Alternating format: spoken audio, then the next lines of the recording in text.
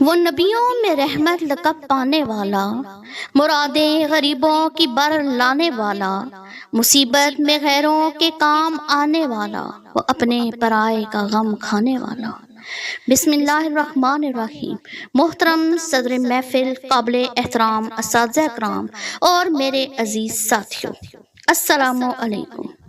کائنات کے افق پر بے شمار ستارے چمکے، بے شمار آفتاب طلوع ہوئے، بے شمار چراغ روشن ہوئے، مگر جو روشنی دلوں کو منور، روحوں کو معطر، زندگیوں کو مسخر کر دے، وہ صرف محسن انسانیت حضرت محمد مصطفیٰ صلی اللہ علیہ وآلہ وسلم کی ذات اقدس سے پھوٹی۔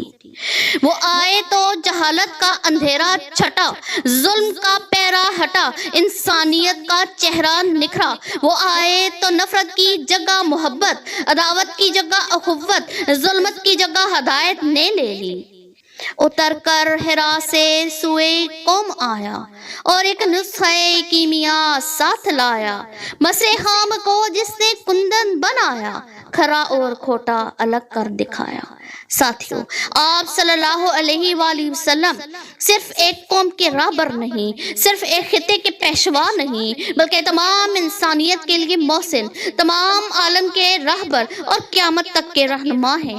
آپ صلی اللہ علیہ وآلہ وسلم نے ٹوٹے دلوں کو سہارا دیا، بے کسوں کو کنارہ دیا، یتیموں کو پیار دیا، غلاموں کو وقار دیا، عورتوں کو احترام دیا اور انسان کو انسان کی قدر و منزلت کا شعور دیا۔ قرآن کریم آپ صلی اللہ علیہ وآلہ وسلم کی رحمت کا اعلان کرتے ہوئے یہ فرماتا ہے، وَمَا أَرْسَلْنَاكَ إِلَّا رَحْمَةً لِلْعَالَمِينَ، یعنی ہم نے آپ کو تمام جہانوں کے لیے رحمت بنا کر بھیجا۔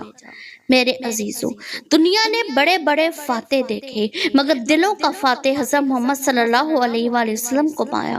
دنیا نے بڑے بڑے رہنما دیکھے مگر رہبر کامل حضرت محمد صلی اللہ علیہ وآلہ وسلم کو پایا۔